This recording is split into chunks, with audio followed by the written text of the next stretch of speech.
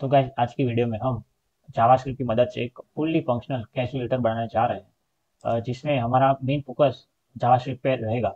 देखिए मैं दिखा देता हूँ आपको कि ये कैसे पूरी तरह काम करता है। देखिए मैं मल्टीप्लिकेशन करके दिखा रहा हूँ, ये मल्टीप्लिकेशन हो गया। फिर ये जैसे मैं ऑल क्लियर पे क्लिक करता हूँ सब गायब हो जाता है। एक और बार देखिए, मैं कुछ भी नंबर डाल के मैं ऐड कर देता हूँ ये कुछ और नंबर, और जैसे ही मैं यहाँ इज इक्वल टू पे क्लिक करता हूँ तो ये आंसर आ जाता है। तो चलिए शुरू करते हैं। हम ये बॉयलर प्लेट कोड लिख लेते हैं, और इसमें हम टाइटल में लिख देते हैं कैलकुलेटर। ठीक है। अब हम इसको थोड़ा हटा देते हैं, और पहले हम HTML लिखना शुरू करते हैं। तो हम पहले डिव बना लेते हैं जिसकी हम क्लास कैल्क ऐसा लिख देते हैं, और इस डिव के अंदर हम बहुत सारे बटन्स बनाएंगे। लेकिन उन बटन्स को बनाने से पहले हम यहाँ पे एक इनपुट ले आएंगे। इनपुट एंटर कर देंगे, और इसका हम प्लेस होल्डर दे देंगे इसको, जिसमें लिखेंगे ज़ीरो, ताकि वो बाहर ज़ीरो दिखाए। फिर इसकी हम आईडी दे देंगे, जिसका नाम रहेंगे इनपुट बॉक्स। और ठीक है, और इस डिव के अंदर हम एक और डिव बनाएंगे जिसमें हम सारे बटन अपने रखेंगे। यहाँ पे हो जाएगा बटन बटन। देखिए ये मैं आपको बता देता हूँ कि ये कैसे भी काम करेगा। जैसे मैंने इसको सेव किया, यहाँ पे कुछ ऐसा आ गया। हम यहाँ पे 4 बटन ले आएंगे हॉरिजॉन्टली, और वर्टिकली 5 बटन ले आएंगे, ताकि कैलकुलेटर का लेआउट बन जाए। यहाँ पे मैं वर्ड रैप कर देता हूँ ताकि सब अच्छे से दिखे। ठीक है। और हम ऐसे ही इस लाइन में वर्टिकली बटन ला देंगे 4।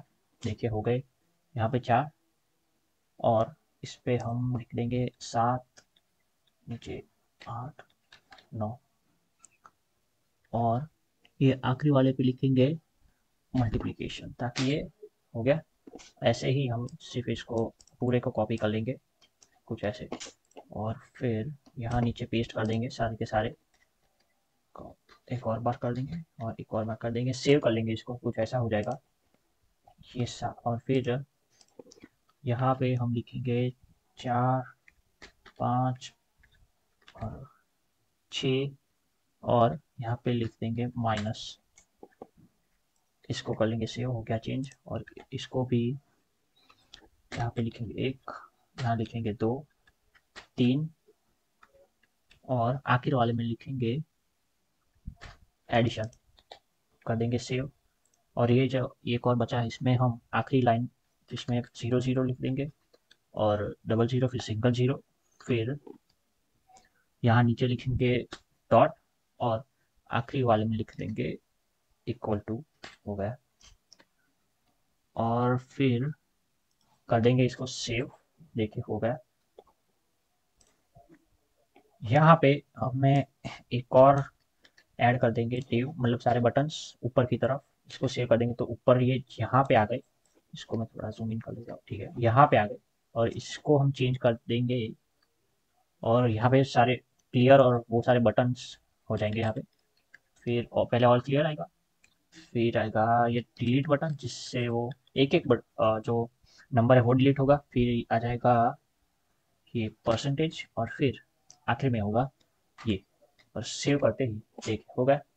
ऐसा कुछ रहेगा। अब इसको हम स्टाइलिंग देंगे, और हम आगे बढ़े उससे पहले यहाँ पे हम कुछ बटन को क्लास दे देंगे। जैसे यहाँ पे देखिए मैं यहाँ सबको देना चाहता हूँ, तो ये अल्टर करके सिर्फ क्लिक करूंगा तो एक साथ वर्क करेगा। क्लास दे देंगे बस, और इस सबको हम एक ही क्लास देंगे, और वो होगी ऑपरेटर। और सेव कर देंगे इसको। सबको हमने क्लास दे दी है ऑपरेटर करके। और फिर और यही क्लास हम सारे इन सबको देंगे, मल्टीप्लिकेशन को, माइनस को, और ये एडिशन को, सबको ये क्लास ऑपरेटर देंगे, मतलब ऑपरेटर नाम की क्लास देंगे, ताकि हम सारे बटन्स को इंडिविजुअली एक्सेस कर सकें। और आखिरी में इसको भी और सेव कर लेंगे सब कुछ। तो ये हमारा HTML हो गया। अब हम इसको स्टाइलिंग देंगे। मैंने यहाँ पे calc.css नाम का ये बना दिया है, और इसमें हम स्टाइलिंग देंगे। सबसे पहले हम ये यूनिवर्सल सिलेक्टर को पैडिंग दे देंगे 0, और फिर मार्जिन दे देंगे वो भी 0, और इसको हम कर लेंगे सेव।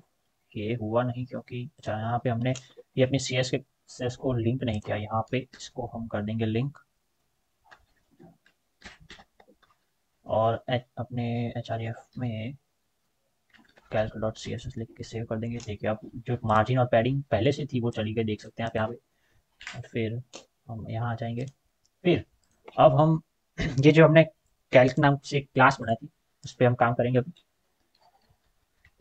.calc, और फिर इसमें सबसे तो पहले हम विड्थ दे देंगे कुछ, वो होगी चले लेट्स से 400 पिक्सल की।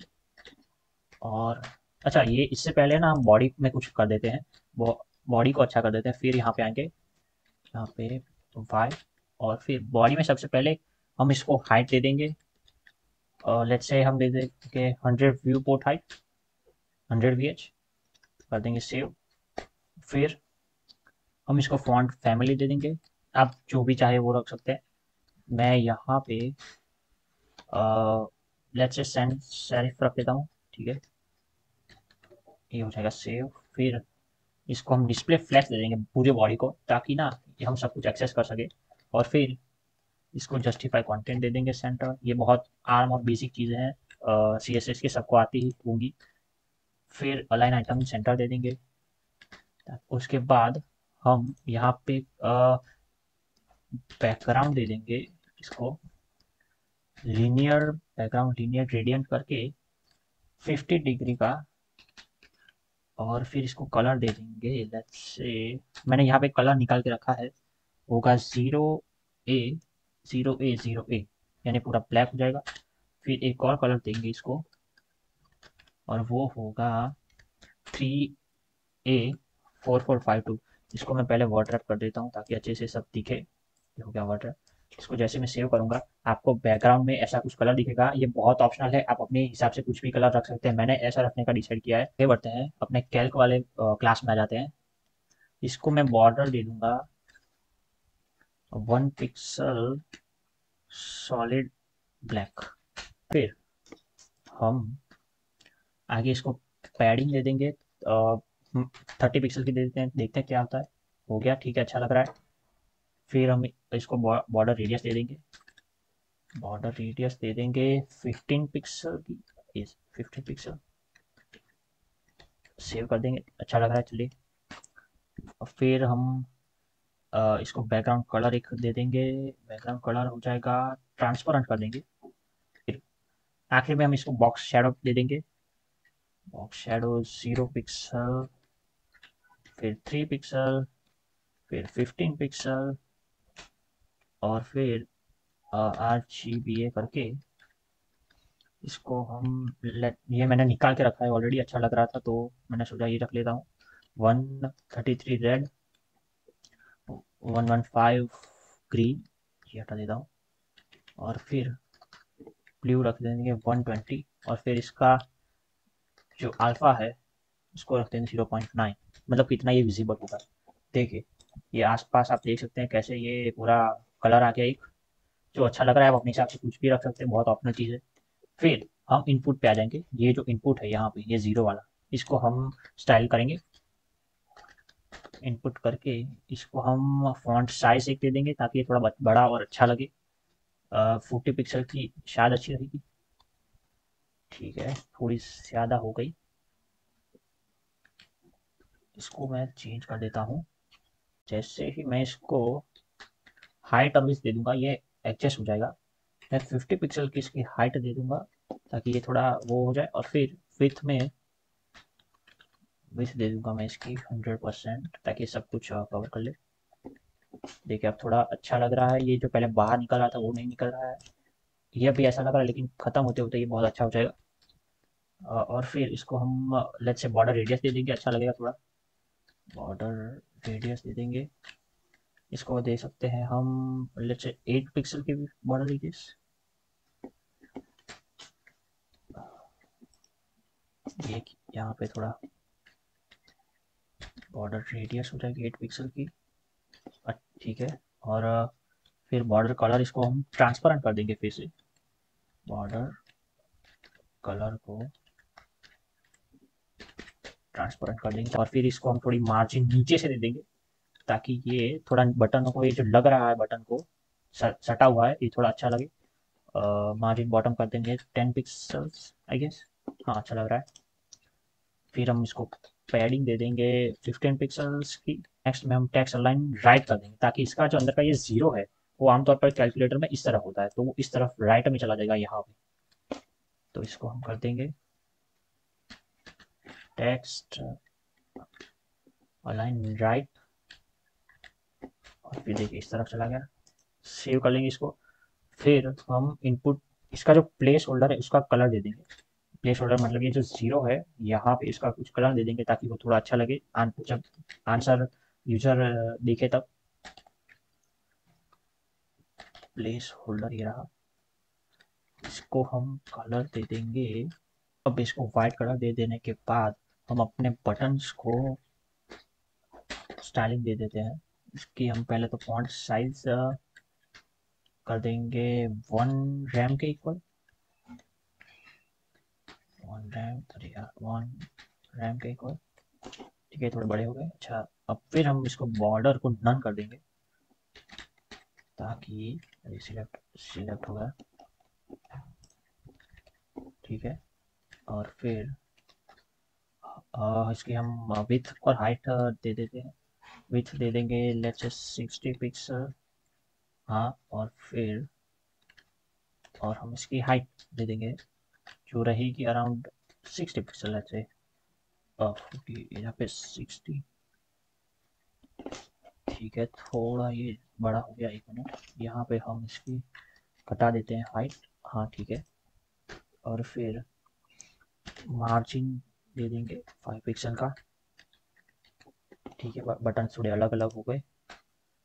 और फिर हम इसके बॉर्डर रेडियस दे देंगे 50 पिक्सल, ज़्यादा देंगे ताकि ये बटन्स की तरह लगे, मतलब थोड़ा राउंड शेप हो जाए, देखिए ऐसे कुछ। और फिर हम इसकी पैडिंग दे देंगे 10 पिक्सल की ताकि और ये थोड़ा अच्छा लगे। फिर हम कर्सर पॉइंटर कर देंगे यहाँ पे ताकि जैसे ही कोई भी यूजर बटन्स पे हवर करे ताकि तो ये ऐसे कुछ हो जाए। फिर इसके हम बॉक्स शेडो जो है उसको -8 पिक्सल, -8 पिक्सल एक और बार, और 15 पिक्सल आखिरी में दे देने के बाद RGB दे देंगे इसका 31, रेड ग्रीन दे देंगे इसको 27 और ब्लू भी 27 देंगे। और इसकी ओपेसिटी को हम रखेंगे 0.5 और सेव कर देंगे ताकि आप देख सकते हैं ये बटन के पीछे थोड़ा ये ब्लैक कलर आ रहा है। कॉल बटन है मतलब ये वाला, ये इसको हम कुछ कलर दे देंगे ताकि ये थोड़ा अच्छा लगे। इसको देखिए हमने यहाँ पे HTML में इसको क्लास दी है, कौन सी दी है, ऑपरेटर करके जो क्लास दी है इसको हम यहाँ पे डॉट ऑपरेटर लिख के बैकग्राउंड कलर दे देंगे ऑरेंज कलर का ताकि ये जो बटन से सारे वो अलग दिखे नॉर्मल, मतलब ये जो नंबर है उससे। इसको मैंने कलर दे दिया है FB7C14, ऑरेंज कलर देखे अच्छा लग रहा है। और यहाँ पे हम एक काम कर सकते हैं, इक्वल जो बटन है उसके अलावा सारे बटन्स को एक अलग कलर दे सकते हैं। इसके लिए इसके हम क्लास में BTN ऐसा ऐड कर देंगे और फिर यहाँ पे डॉट ऑपरेटर BTN को कलर दे देंगे,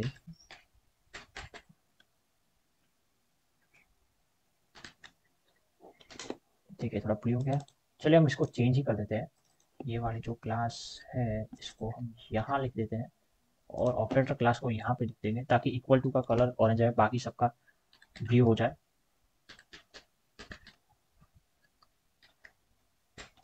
देखिए तो यहाँ पे ऑरेंज हो गया ये बटन और बाकी सारे ब्लू हो गए। तो ओवरऑल ये कुछ ऐसा दिख रहा है। चलिए अब हम जावास्क्रिप्ट की तरफ पढ़ते हैं, इस पे काम शुरू करेंगे और मेन फोकस हमारा यहीं पे रहेगा। मैंने cat.js करके ये फाइल बना ली है। अब हम पहले इसमें सारे सब कुछ एक्सेस कर लेंगे। पहले इनपुट बॉक्स को हम एक्सेस करेंगे। इसके लिए लेट इनपुट करके डॉक्यूमेंट डॉट क्वेरी सिलेक्टर लगा के हम अपना इनपुट बॉक्स जो है वो एक्सेस कर लेंगे। हमने इसका नाम रखा था इनपुट बॉक्स, ये नाम रखा था। मैं इसको वर्ड रैप कर देता हूँ ताकि ये जैसे दिखे। फिर हम अपने बटन्स को ऐड कर देंगे। Let buttons equal to selector करके बटन, यहाँ पे हम क्वेरी सिलेक्टर ऑल करेंगे ताकि सारे बटन्स आ जाए कुछ ऐसे। और यहाँ पे बस रहेगा, ठीक है। अब अब यहाँ पे समझने की बात ये है, पहले हम एक स्ट्रिंग बना लेंगे, मतलब let string equals to empty. और ये जो स्ट्रिंग है ये हमारे जो आंसर है वो स्टोर करेगी। फिर हम यहाँ पे एक फॉर ईच लूप लगा देंगे। तो हम फॉर ईच लूप लगाने से पहले हम सब बटन्स को ना एक एरे दे देंगे। Let a array equals to array करके फ्रॉम बटन्स फ्रॉम। देखिए यहाँ पे हमने एरे लेके एरे पे हम फॉर ईच लूप चलेंगे, क्योंकि जावास्क्रिप्ट में हम बटन्स पे फॉर ईच लूप नहीं लगा सकते। और फॉर ईच लूप लगाने के बाद ही हम अपना कैलकुलेटर फंक्शनल बना सकते हैं। इसलिए हम यहाँ पे एरेस बटन्स को एरेस में स्टोर कर लेंगे और उन एरेस पे हम फॉर ईच लूप लगाएंगे। तो देखिए एरे, ये जो हमने एरे का जो नाम दिया है वो यहाँ पे लिख के फिर फॉर लिख के, ये पूरा का पूरा स्ट्रक्चर आ गया। हमें ये नहीं चाहिए। एर करके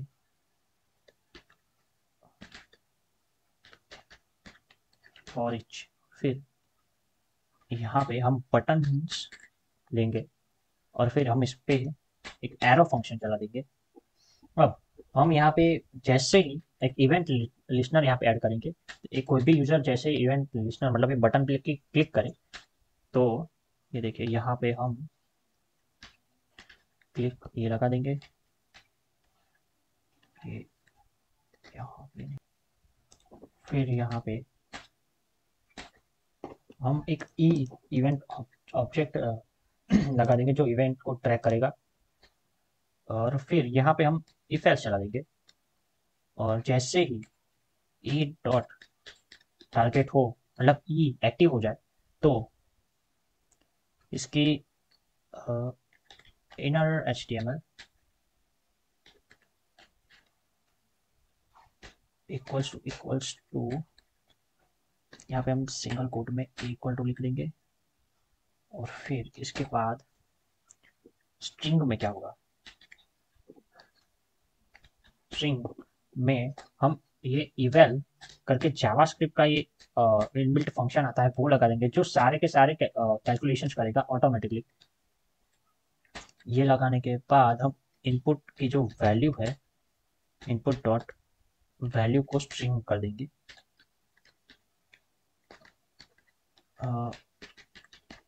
स्ट्रिंग कर देंगे। देखिए समझिए यहाँ पे क्या हुआ, जैसे ही हम ये इक्वल टू मतलब ये जो यहाँ पे हम क्लिक करेंगे तो स्ट्रिंग का इवेल है, जो इवेल बिल्ट इन फंक्शन है जावास्क्रिप्ट का, वो एग्जीक्यूट होगा और जो भी कैलकुलेशन हमने यहाँ पे की है वो हमें वापस दे देगा स्ट्रिंग में। और इनपुट डॉट वैल्यू करके हम स्ट्रिंग को यहाँ पे बाहर दिखाएंगे ताकि हम दिख सके हमारा आउटपुट। तो यहाँ पे ये प्रोसेस हुआ। और देखिए यहाँ पे सब, यहाँ पे मतलब हमारा 80% काम खत्म हो गया। अब हमें ऑल क्लियर बटन और डिलीट बटन पे काम करना है। ये जो इवेल फंक्शन है जावास्क्रिप्ट का, वही सारे कैलकुलेशन करके हमें स्ट्रिंग में दे देगा और स्ट्रिंग को हम इनपुट डॉट वैल्यू करके बाहर मतलब यहाँ पे दिखा देंगे। तो ये हो गया यहाँ पे खत्म। और एल्स इफ लगाने के बाद हम यहाँ पे पहले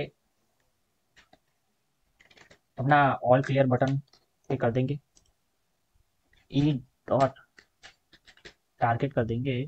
जैसे ही इनर HTML हो जाए इक्वल्स टू ए और सी मतलब ऑल क्लियर, मतलब जैसे ही कोई यहाँ पे क्लिक करे तब क्या हो, तब हम सिंपल है स्ट्रिंग को कर देंगे एम्प्टी, और फिर ये जो इनपुट वैल्यू है उसको हम लिख देंगे स्ट्रिंग। ये देखिए ये हो गया। और फिर एक और एल्स चलाएंगे हम डिलीट के लिए, और इसमें हम ई डॉट इनर HTML में जैसे ही कोई डेल बटन पे मतलब यहाँ पे कुछ हो तो यहाँ पे अब यहाँ पे हमें क्या करना है, जैसे ही कोई ऐसे मतलब 1 2 3 4 पे क्लिक करे तो हमें पीछे से एक एक जो नंबर है वो कम करना है। तो इसके लिए हम क्या करते हैं, तो इसके लिए हम सब स्ट्रिंग बोलेंगे, मतलब टोटल जितने नंबर होंगे उसको लेंथ -1 कर देंगे। देखिए ये कैसे करेंगे, तो देखिए स्ट्रिंग में पहले स्ट्रिंग डॉट सब स्ट्रिंग लेंगे ये, और फिर इसको हम 0 से स्टार्ट करते हुए चलेंगे और स्ट्रिंग डॉट लेंथ तक जाएंगे, मतलब टोटल जितने भी मतलब लेंथ होगी स्ट्रिंग की उस पर हम माइनस कर देंगे आखिर से, मतलब माइनस हो जाएगा 1। देखिए ये कैसा काम करता है आप ये समझिए। हमने स्ट्रिंग डॉट सब स्ट्रिंग ली, मतलब यहाँ पे ये सब सारे का सारे कैलकुलेट करेगा कि यहाँ कितने स्ट्रिंग पे नंबर्स है, और उसको हम 0 से स्टार्ट करेंगे आखिर तक जाएंगे लेंथ -1 तक, और लेंथ -1 तक जाने के बाद लेंथ डॉट माइनस क्या करेगा, आखिर से एक एक जो नंबर है वो माइनस कर देगा, और फिर आखिर में हम इनपुट डॉट वैल्यू स्ट्रिंग कर देंगे, मतलब स्ट्रिंग को दिखा देंगे। और अगर ये और आखिर में हम एल्स चला देंगे, वो क्या रहेगा, अब इस एल्स में हम स्ट्रिंग को E dot target dot inner HTML करके इनपुट डॉट वैल्यू करके सेव कर देंगे। इसी के साथ हमारा कैलकुलेटर पूरी तरह तैयार है। मैं आपको बता देता हूँ।